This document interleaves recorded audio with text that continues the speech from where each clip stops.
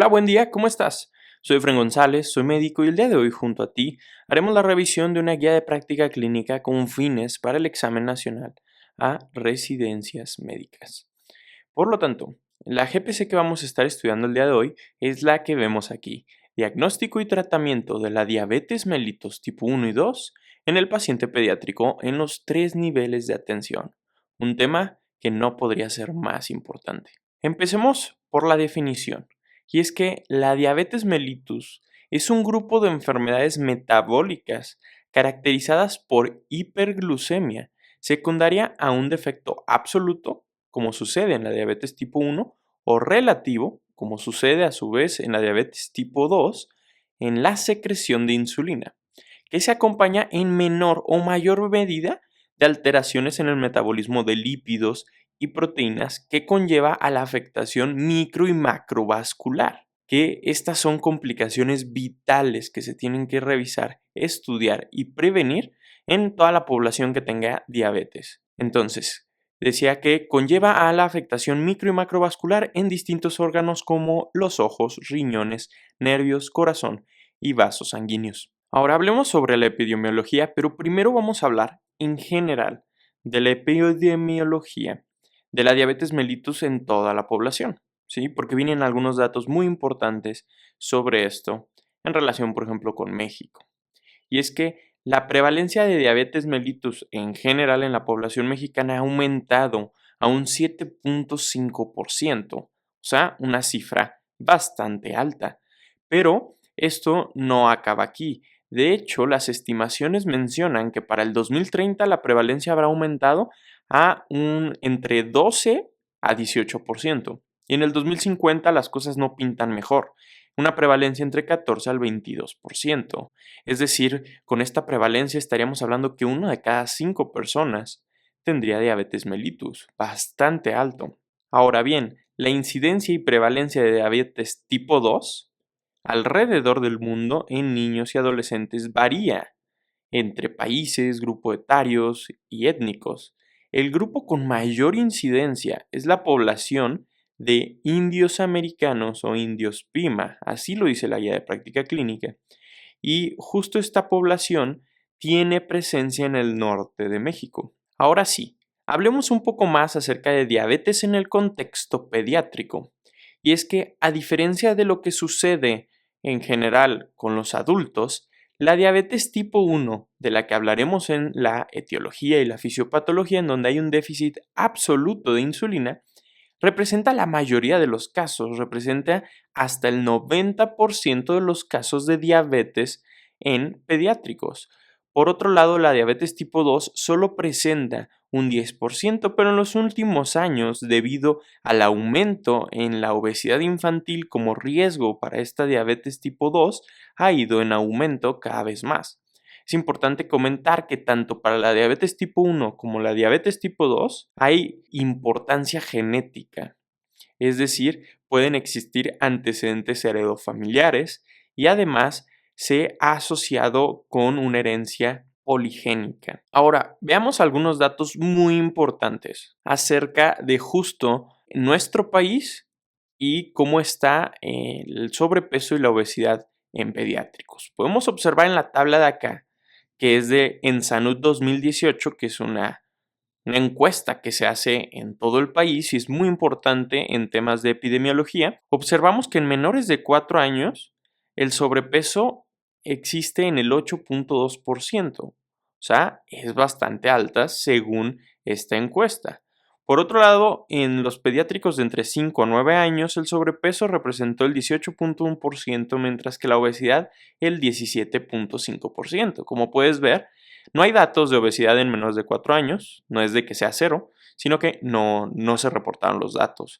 Pero en general el sobrepeso va a ser mayor que la obesidad y tiene sentido porque pues, es más probable que alguien tenga sobrepeso a que tenga como ya obesidad propiamente dicho. Y por último, en el grupo entre 10 a 19 años, vemos que hay sobrepeso en casi el 24% y hay una obesidad en el 14%. Entonces, es de mucha importancia la prevalencia o este factor de riesgo que está en aumento de sobrepeso y obesidad, sobre todo en relación con la diabetes tipo 2 en pediátricos o que la desarrollen incluso posterior en la vida ya en la parte adulta. Hablemos un poco acerca de la fisiopatología.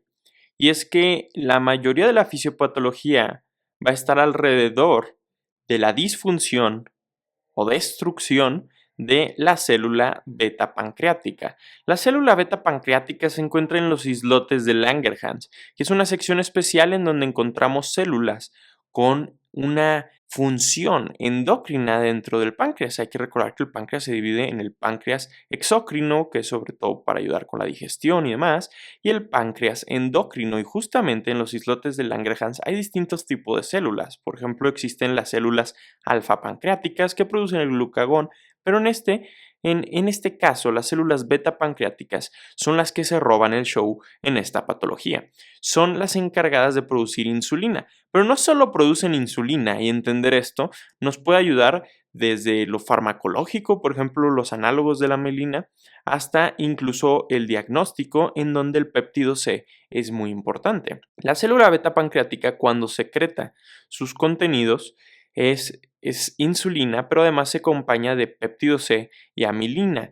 Quiero que veas este péptido C, y es que proviene justamente de la maduración de la molécula normal de la insulina, porque antes de ser insulina como tal, es proinsulina, y la proinsulina tiene un péptido A o un péptido B que va a formar la insulina propiamente dicho, pero se cinde esta cadena que es el péptido C, y este péptido C nos ayuda de esta manera como un surrogado de la secreción de insulina. Aunque no es insulina, como se secretan de manera en conjunta, nos ayuda a saber si hay o no producción de insulina. La insulina tiene su efecto principal de la siguiente manera.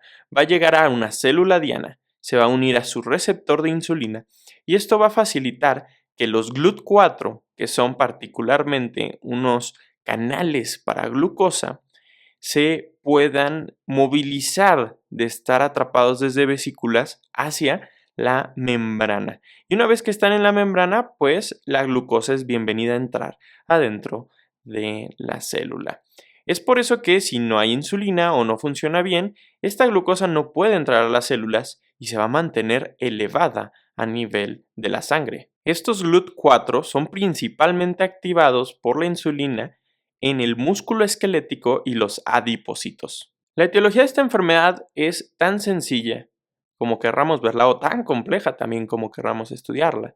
Y es que lo que sucede es que va a haber una disfunción en el actuar de la insulina. Esta insulina, que es producida por las células beta insulínicas en los islotes de Langerhans, pueden haber aquí un islote y alrededor pues está la parte del páncreas exócrino, pues la producción de esta insulina y sus efectos no están siendo adecuados.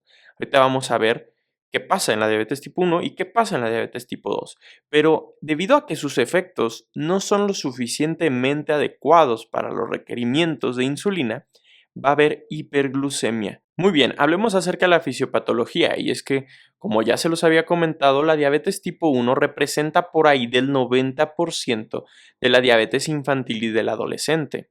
La diabetes tipo 1 se debe a la deficiencia absoluta, o sea, es decir, no hay la casi producción de insulina, y si hay alguna producción es mínima.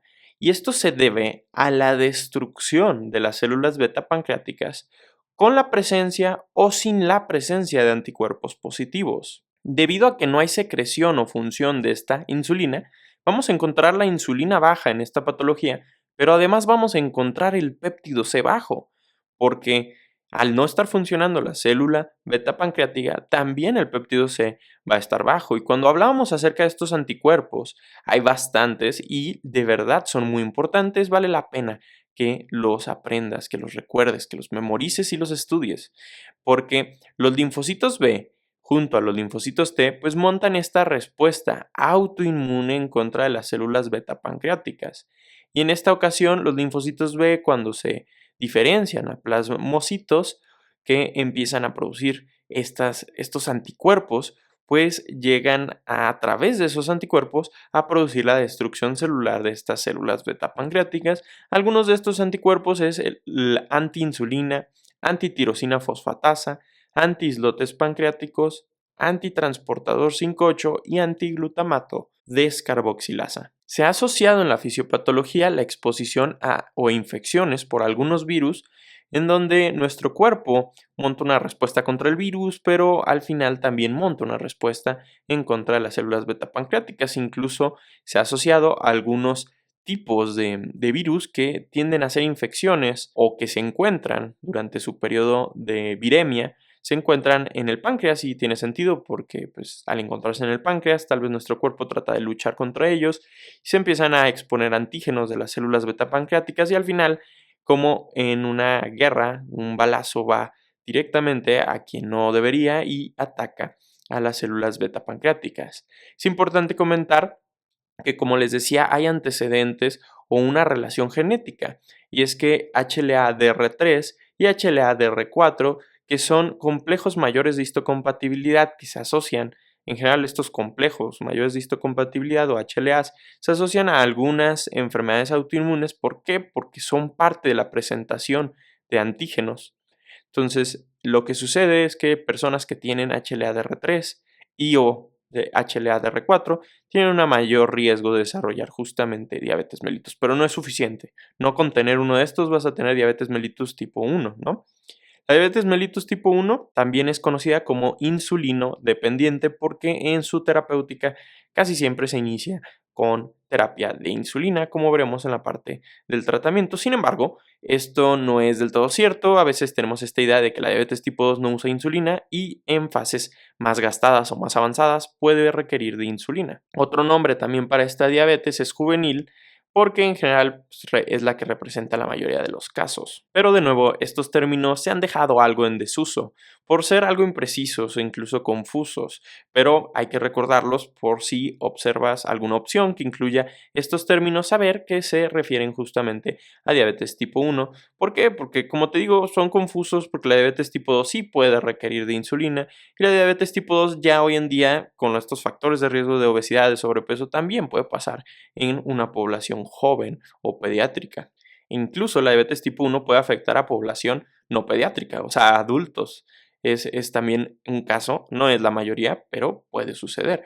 La diabetes tipo 1 se subclasifica en dos: DMT1A y DMT1B. La diabetes mellitus tipo 1A es aquella autoinmune en donde sí hay presencia de estos anticuerpos positivos. Puedes recordarlo como A de anticuerpo. La diabetes tipo 1B es idiopática, ya que en realidad no es posible, a través de estudios, encontrar algún anticuerpo. Sin embargo, al igual que la diabetes mellitus tipo 1A con anticuerpos, pues en esta diabetes tipo 1B existe una deficiencia absoluta de la insulina debido a la destrucción de estas células beta pancreáticas. Ahora hablemos acerca de la diabetes tipo 2, que representa por ahí del 10% de los casos de diabetes en pediátricos. Y en este caso, el páncreas, a diferencia de la diabetes tipo 1, sí que produce la insulina. De hecho, produce insulina en niveles elevados, al igual que péptido C, y esta es una diferencia laboratorial muy importante, incluso para el diagnóstico. Y es que lo que pasa aquí es que sí hay mucha producción de insulina, pero el problema es que esta insulina no hace sus efectos como debería. ¿Por qué? Porque en estos pacientes existen grados de resistencia al efecto de insulina de forma periférica, por lo que la secreción de insulina es insuficiente para lograr sus efectos reguladores de la glucosa, es decir, hay una deficiencia relativa, mientras que en la diabetes tipo 1 es una deficiencia absoluta. La causa de la diabetes tipo 2 es una compleja interacción entre muchos genes y también factores ambientales, pero los factores de riesgo que más destacan es el tema de la obesidad y de los antecedentes heredofamiliares. Es importante comentar que algunos trastornos metabólicos asociados a la resistencia de insulina que pueden o no acompañar a alguien con diabetes tipo 2 es en este caso dislipidemia, hipertensión arterial, síndrome de ovario poliquístico en el caso de las mujeres, síndrome de apnea obstructiva del sueño y enfermedad hepática no alcohólica, usualmente asociada a depósitos grasos en el hígado. Muy bien, acerca de la clínica están las famosas 3Ps, que obviamente es sencillo en el aspecto de que es algo básico, porque un paciente con diabetes puede tener mucho más síntomas, pero esto es clásico que te lo pregunten, o hasta clásico en la clínica. Entonces, las 3Ps es poliuria. Esto debido a que cuando hay un exceso de glucemia, o sea, de glucosa en la sangre, nuestros riñones tienen una máxima capacidad de reabsorber más o menos 180 de glucosa de concentración. Entonces, si una persona tiene muy elevada la glucosa, se empieza a perder por vía de la orina. Y cuando llega a la orina, tiene un efecto osmótico, es decir, jala agua como si fuera un diurético. Por lo tanto, va a haber poliuria, o sea, va a haber un gasto urinario elevado e incluso en las noches se puede presentar como nicturia, es decir, se despiertan bastantes veces para ir a hacer del baño, para ir a hacer pipí. Por otro lado está la polidipsia, que justamente por la pérdida de líquidos a través de la poliuria, pues aumenta el requerimiento de hacer una reposición de estos líquidos, entonces toman bastante agua. Y por otro lado está la pérdida de peso. Otra P que a veces se agrega es polifagia. Pero la pérdida de peso hay que saber que está más asociada usualmente con diabetes mellitus tipo 1. Esto es un tema sumamente importante, las complicaciones agudas que se presentan en los pacientes con diabetes mellitus. Pero vamos a hablar un poco en general y después adaptarlo al tema de los pediátricos, pues algunas de las complicaciones agudas más importantes es la cetoacidosis diabética, también la hipoglucemia, que esto puede parecer bastante irónico, ¿no? Una enfermedad que tiene hiperglucemia, ¿por qué tendría estos casos de hipoglucemia? Y usualmente eso se asocia sobre todo a la terapéutica, ¿no? Al mal uso de la terapia o exceso de la terapia, por ejemplo, con insulina u otros medicamentos hipoglucemiantes. Y por otro lado, otra complicación aguda es el estado hiperglucémico hiperosmolar. Entonces empecemos de izquierda a derecha, y es que en el caso de la cetoacidosis diabética, esta es muy importante y es de más relevancia en el caso de la diabetes mellitus tipo 1, o sea, se presenta más en pediátricos, ya que es una causa más común en pediátricos. Y es que esta sucede sobre todo cuando hay una deficiencia absoluta de la insulina, porque la insulina tiene la capacidad de inhibir la cetogénesis a nivel de nuestro cuerpo. Entonces, cuando no hay insulina, empieza a haber lipólisis, es decir, nuestro tejido graso se destruye y esos lípidos se transforman a cetonas. O sea, y esos tienen la capacidad de bajar nuestro pH porque tienen la capacidad de funcionar como ácidos y donar hidrógenos que pues justamente bajan el pH y hacen un sinfín de estragos y alteraciones en nuestro cuerpo. Y es que, aunque no es absoluto, tienes que memorizar que la cetoacidosis diabética pasa más en diabetes tipo 1, mientras que el estado hiperosmolar hiperglucémico en diabetes tipo 2. Obviamente, como todas las cosas en la medicina, no es una regla absoluta.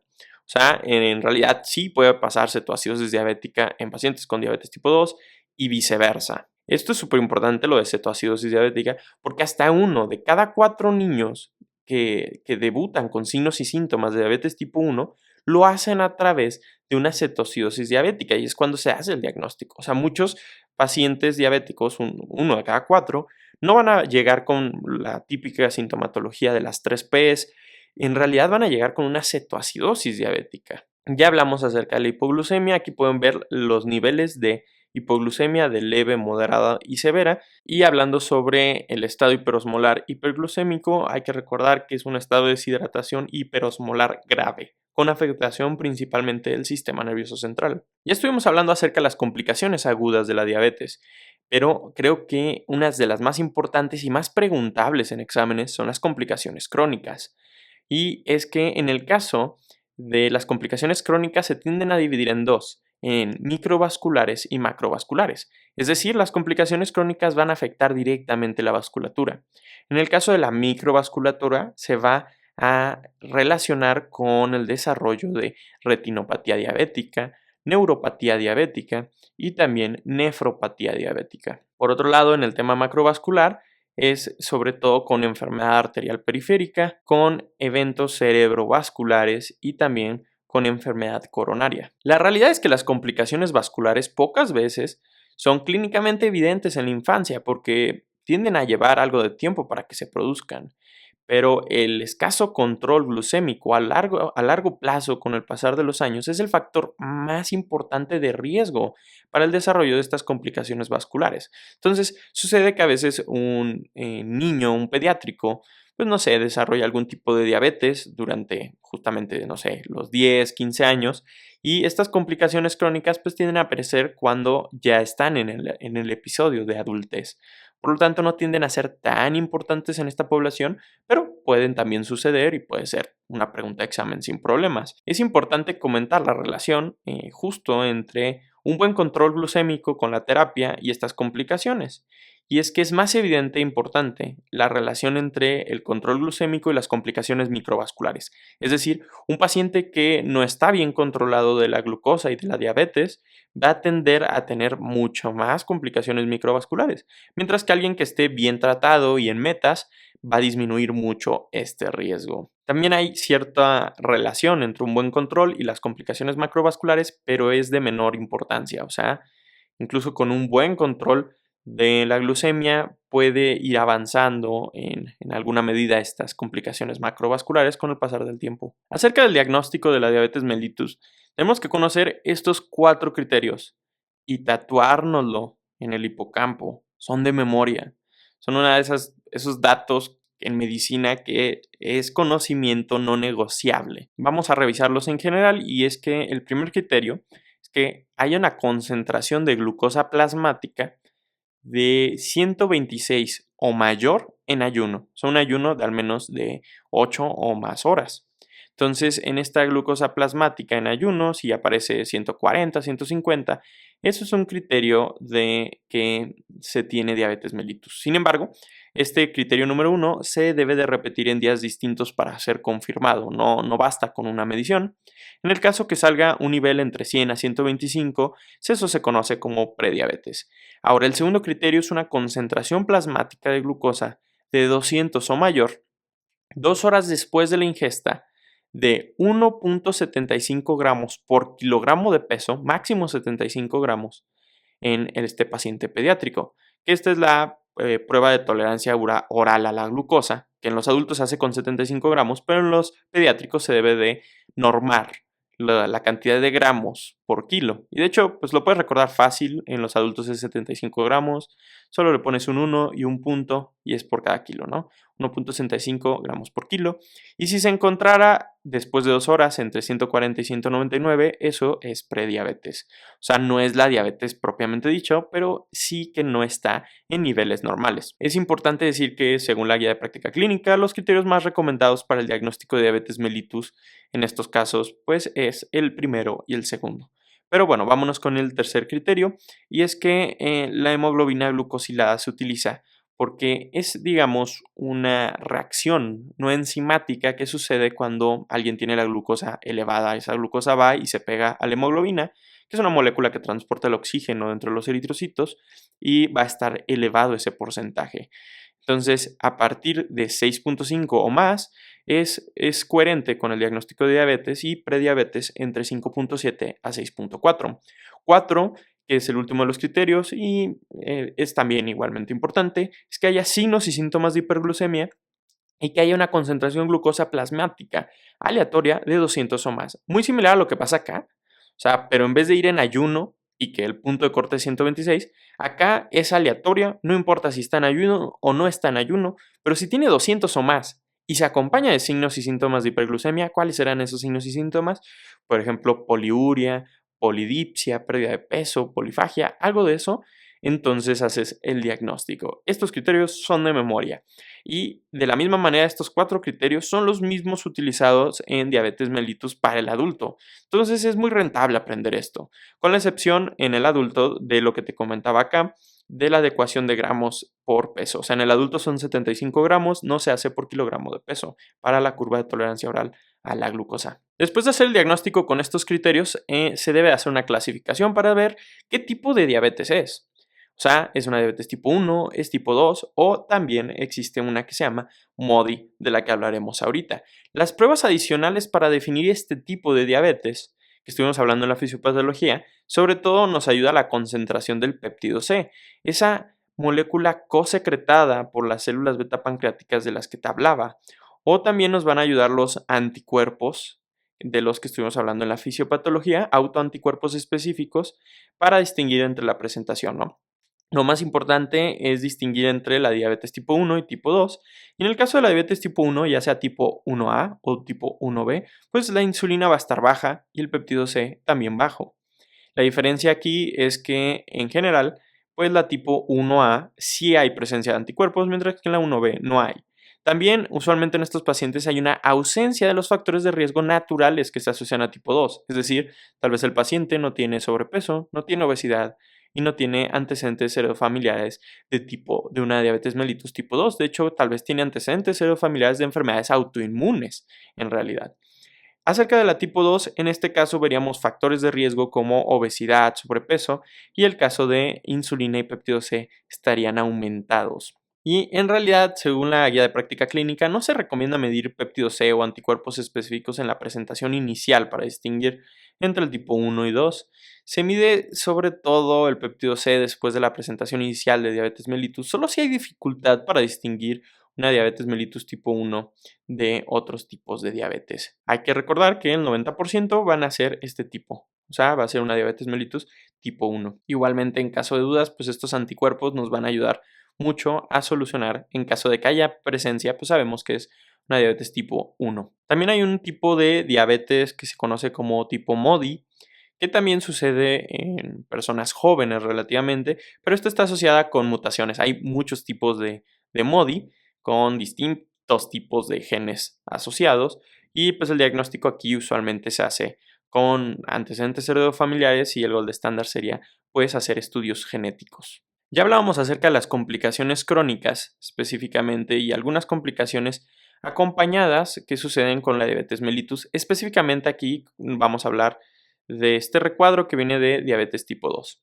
En la guía de práctica clínica, estas complicaciones pueden suceder ya hablamos, con un mal manejo del paciente y con el pasar de los años. Sin embargo, no siempre te vas a esperar no debes de esperarte a que ya le suceda al paciente para empezar a tratárselo, sino es que hay que hacer un seguimiento y una detección temprana a través de estudios. Entonces podemos ver que, por ejemplo, aquí en la dislipidemia hay que hacer un comienzo en hacer estudios, o sea, de estudios de justamente de colesterol en sangre, triglicéridos y demás, después de que se haga el diagnóstico de diabetes tipo 2, porque tiende a acompañarse mucho de la diabetes tipo 2, la dislipidemia y de otras alteraciones como hipertensión arterial, alteraciones en lípidos, también de alteraciones en la circunferencia de la cintura, que en conjunto pues también se conoce como síndrome metabólico. La frecuencia de estos estudios sería cada 1 o 2 años, se repite el estudio y pues los métodos, como les comentaba, es el colesterol, en este caso LDL, HDL y también triglicéridos. Por el lado de la nefropatía se hace igual después del diagnóstico.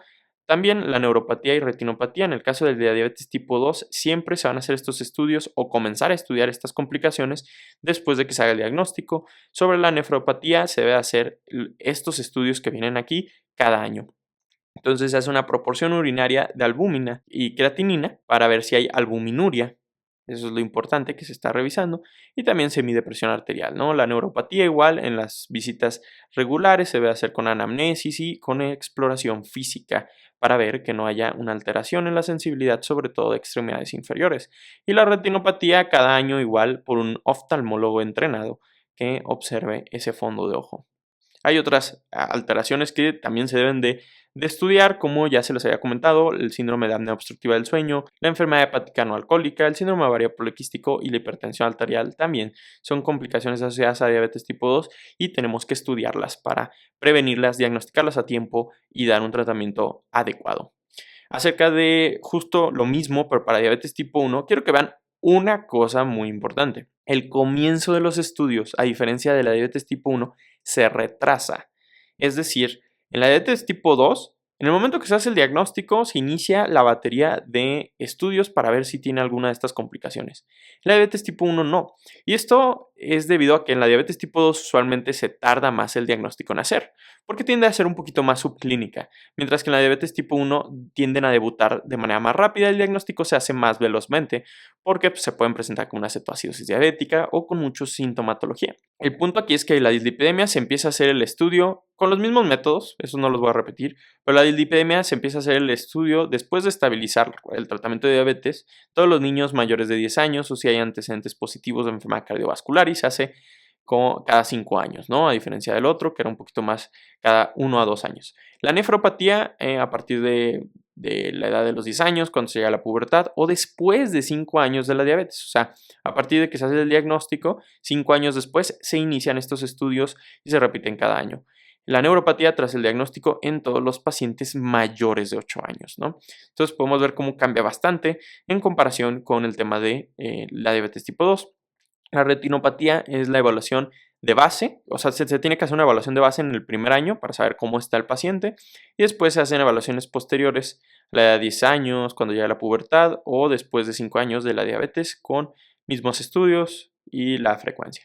Y también aquí se debe de estudiar enfermedad de tiroides. ¿Por qué? Porque como todas las enfermedades autoinmunes, tienen también vías fisiopatológicas comunes como HLA-DR3, DR4. Entonces se debe de estudiar a ver si no tiene concomitantemente alguna enfermedad autoinmune tiroidea.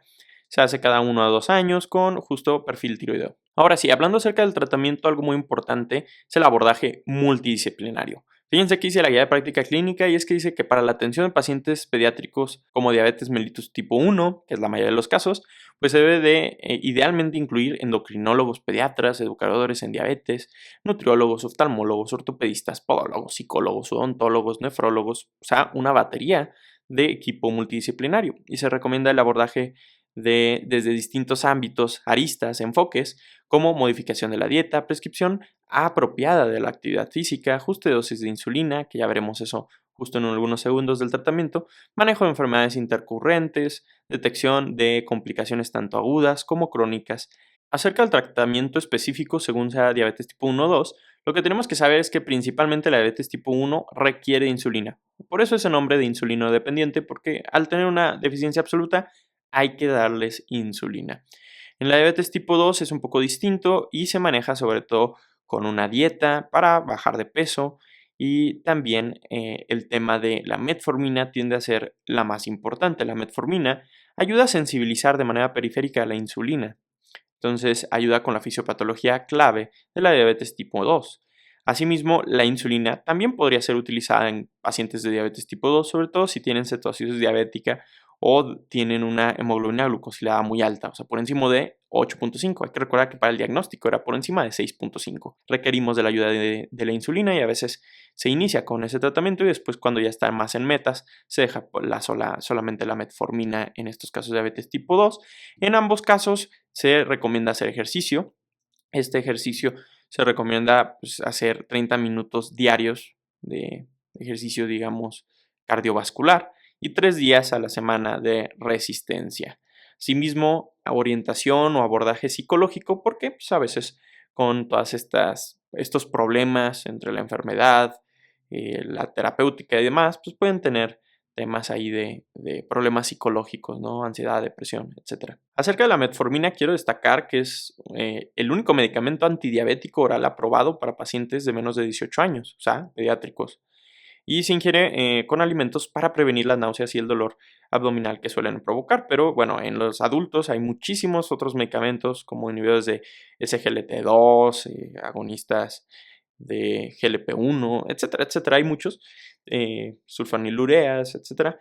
Pero en el caso de los pediátricos es lo que se utiliza, metformina. Y hablando justo de diabetes tipo 2, puedes ver en este diagrama como un nuevo diagnóstico, sobre todo de diabetes tipo 2, con un paciente con sobrepeso u obesidad, o sea, en contexto de que tengas sobrepeso y obesidad y diabetes, pues tienes la sospecha que es tipo 2. Entonces, si la hemoglobina glucosilada es menos de 8.5, le das metformina. Si la hemoglobina glucosilada es mayor a 8.5, se da metformina acompañado con la insulina basal en estas dosis. Y el otro tema es que si tienen una complicación de estas agudas como cetoacidosis o estado hiperosmolar, obviamente tienes que darle el manejo agudo de este tratamiento con insulina IV y también en algunos casos se tiene que reposicionar potasio, en todos los casos le tienes que dar soluciones intravenosas para la rehidratación y pues aquí también se debería de estudiar anticuerpos pancreáticos porque si un paciente tiene cetoacidosis tiendes a pensar que probablemente sea una diabetes tipo 1, pero bueno, si salen negativos pues continúas con la metformina porque no fue en este caso esa diabetes tipo 2, pero bueno, sabemos que también existe la diabetes tipo 1B que no tiene anticuerpos, pero eso se puede discriminar con la diabetes tipo 2 a través de niveles de insulina y niveles de péptido C. Acerca del tratamiento con insulina que es necesario en todos los pacientes con diabetes tipo 1 y en algunos pacientes con diabetes tipo 2, lo que se recomienda es una terapia multidosis porque se ha demostrado que tiene mejor control de la insulina, es decir, se utilizan dos tipos de terapia de insulina, que es la basal, digamos que estas van a funcionar como una reserva de insulina a lo largo del día, en donde no hay un pico de insulina, sino es una cantidad basal, y representa el 40 al 60% de la cantidad de insulina que se da, y el resto es preprandial, es decir, justo antes de comer se administran insulina, pero en este caso es insulina de acción rápida, ¿no? De acción ultra rápida como es la glulicina, Lispro, Aspart o acción rápida como es la insulina regular. Y en la basal hay otras opciones, lo vamos a ver justo en la siguiente diapositiva. Estos son algunos de los sitios donde se recomienda la poner como tal la insulina. Hay que recordar que se pone de manera pues, en la piel. Entonces se recomienda, por ejemplo, en estas superficies laterales del brazo, en la zona como del abdomen y también en los muslos. Se recomienda, digo, pueden utilizarse en general. Algo que sí se debe hacer es rotar sitios de aplicación de la insulina para mantener la piel en buen estado y prevenir complicaciones locales que hace la insulina. Entonces se va rotando los sitios, pero en general las de rápida acción, o sea, las que se ponen preprandiales, pues tienden a ponerse en esta zona, mientras que las basales en zonas como preferentemente los músculos, ¿no? Que hay que recordar que su acción es más retardada, más lenta, pero es de mayor duración. Aquí podemos ver una bonita tabla de los diferentes tipos de insulina. Hay que saber, sí, hay que saber cuáles son ultra rápida, cuándo son rápidas, la de intermedia y de larga duración. Eso va de memoria. Pueden ver, justo como hablábamos, que las que son utilizadas como insulinoterapia basal es la que encontramos aquí, o sea, la que está de color como verde, o sea, la de acción intermedia que es NPH o las de larga duración. Mientras que la preprandial son estas de aquí arriba, que es acción ultra rápida y acción rápida. Puedes pausar el video y leer con más detenimiento los nombres comerciales, los inicios de acción, pico, duración y cuándo aplicarla. Pero aquí yo quiero destacar cuáles, o sea, cuáles son ultra rápida. Hay que recordarlo con esta mnemotecnia tan bonita que les hice, que es los caballos galopan ultra veloz. Entonces, galopan te va a ayudar a recordar G de glulicina, A de Aspart y L de Lispro. Y galopan ultra veloz porque son ultra rápidos. La regular es de acción rápida y recuérdalo porque regular es rápida. Tiene ahí la R. La de acción intermedia solo es una, que es la NPH. Y la de larga duración tenemos glargina. Hay que recordar esto. Fíjense cómo tiene LARG, que podemos recordar que la argina es de larga duración. ¿Ok? Y de temir, estamos en febrero, cerca de vísperas de 14 de febrero. Entonces, ¿por qué no me gustaría detener el tiempo contigo para siempre? Detemir para siempre por su larga duración, ¿no? Entonces, puedes utilizar este tipo de técnicas para recordarlo de manera más efectiva. Aquí vemos algunos lineamientos de la GPC para el almacenaje de insulina que se debe almacenar en refrigerador con una temperatura entre 4 y 8 grados. Nunca se debe congelar, evitar luz solar o calor extremo porque se daña el medicamento y si cambia de apariencia no se debe de utilizar. Después del primer uso, un vial de insulina debe ser desechado después de 3 meses si se ha mantenido entre 2 a 8 grados, que es más o menos lo que se recomienda, o posterior de 4 semanas si se dejó temperatura ambiente, ¿no? Y aquí puedes ver los sitios recomendados para la administración, ya habíamos platicado un poco de eso. NPH, lenta, ultralenta, se utiliza más en la parte inferior, o sea, muslo o incluso nalga. Tiene una acción más estable y más larga. Las de acción rápida es en el abdomen, ¿sí? Que es una acción más rápida, y la combinación, hay algunas que ya vienen combinadas, la basal y la rápida. O sea, aquí la basal es la NPH y la insulina regular es la rápida. Pues esa es sobre todo en el abdomen, ¿no? Es importante comentar que existen algunos dispositivos muy interesantes, muy actualizados, muy nuevos, que es como bombas de infusión continua de insulina subcutánea. Lo que hacen es como emular de mejor manera como lo hace el páncreas, ¿no? Porque van dando esta insulina poco a poco. Y se recomienda el cambio de la inyección normal de insulina. Se recomienda hacer un cambio a esta infusión continua en casos de pacientes tratados con esquema multidosis de insulina y que tengan un control inadecuado. O sea, que estaban tratándose de la otra manera y no les funcionó.